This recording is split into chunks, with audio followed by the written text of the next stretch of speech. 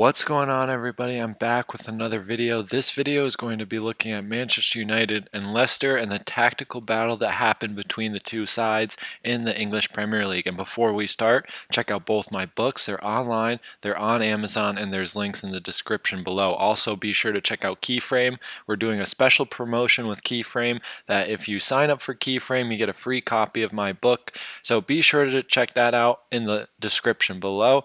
But let's get right into the video. So for Leicester, over the course of 90 minutes, I would say Brendan Rodgers got the tactical battle right. And what Leicester did in possession as well as out of possession really caused a lot of trouble for Manchester United. And this started with their back three, followed by their double pivot. And what was crucial was the connections that were made between these two lines. And Manchester United followed up with this with a 4-4-2. With advanced wide midfielders looking to create access to the first line of pressure. And early in the game, Leicester dominated the ball over the course of the match, but a lot of times they would struggle to find meaningful connections into their double pivot when they tried to progress through their holding midfielders, and a lot of times it would be first line passes or bounce passes into their double pivot, which would then move Manchester United's defense, then opening up space further up the field. And when Leicester were able to exploit this space that was opened up, they became very dangerous and got into really dangerous positions. Now we can see a better look at Leicester's build-up, spanning across each of the central corridors among their first line.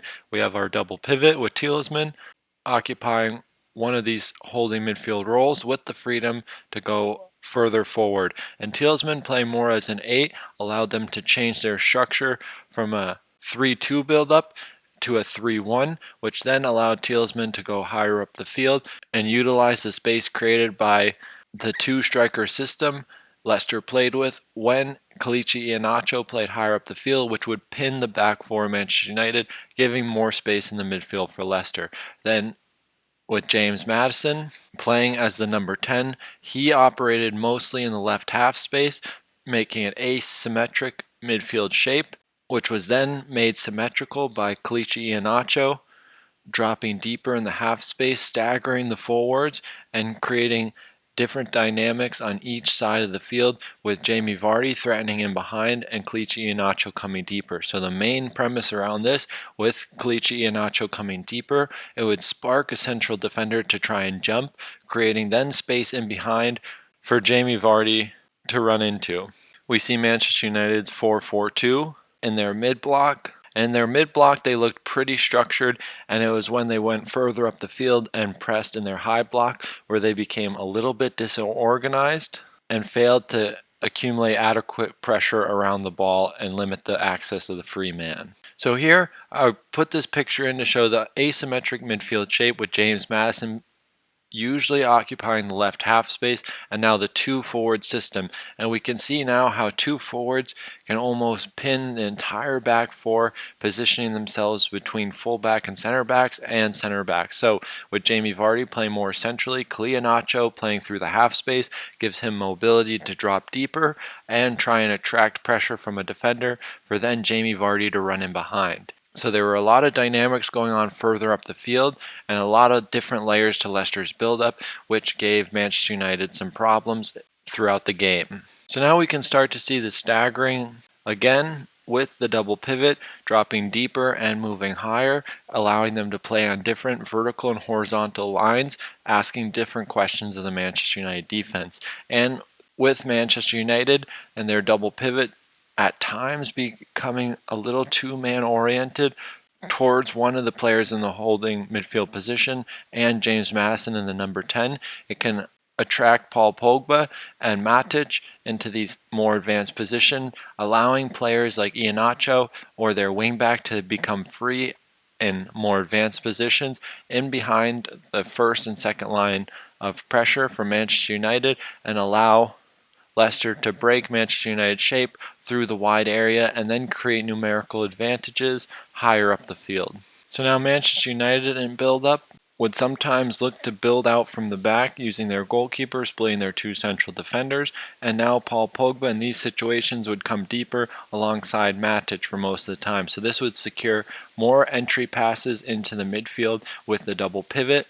But in the defensive phase, we have Leicester moving to a 5-3-2. And now, at times with the dual width created by Manchester United, it was the midfielders that would be required to shift across the full width of the field and gain access to the wide area. So the three players in midfield had a lot of horizontal distance to cover because of the advanced players of Manchester United, like Ronaldo, Bruno Fernandes, and their wide players taking up very high positions right from the start of their build-up.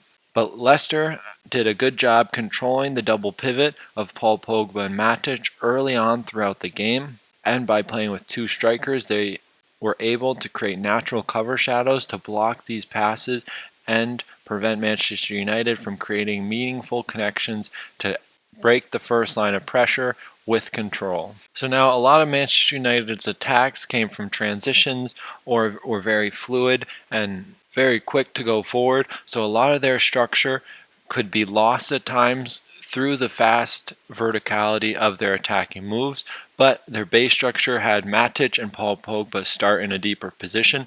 Paul Pogba would more often than not occupy a more advanced positioning, creating an overload between the lines.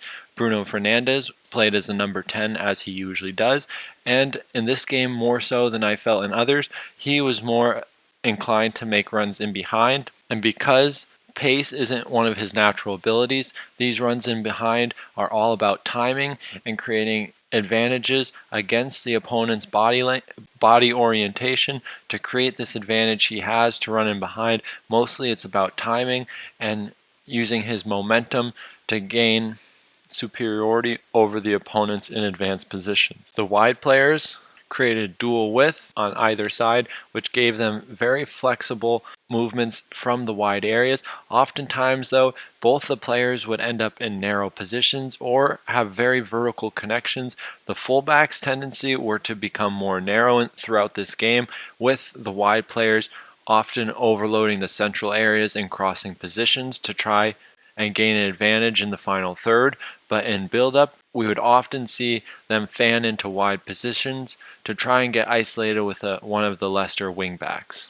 So now we clearly see our 5-3-2 from Leicester in their low block, playing very compact horizontally and vertically, limiting the amount of space and access they have in central areas. And for Manchester United, they typically overload these central areas in these advanced positions. So with Ronaldo and Bruno Fernandes playing as the centermost players, we often see Mason Greenwood and in this case Marcus Rashford also joining in the central corridors from wide positions. And then we can also see the narrow positioning from the fullbacks of Manchester United, allowing Leicester to play in such a narrow way and get away with it without conceding space in the wide area, because the players of Manchester United aren't accessing this to its fullest potential. And now we have Paul Pogba and Matic playing in the center, covering the attack with Paul Pogba more licensed to go forward. But often inefficient pictures of an attacking phase showed up in this match for Manchester United when they reached the final third.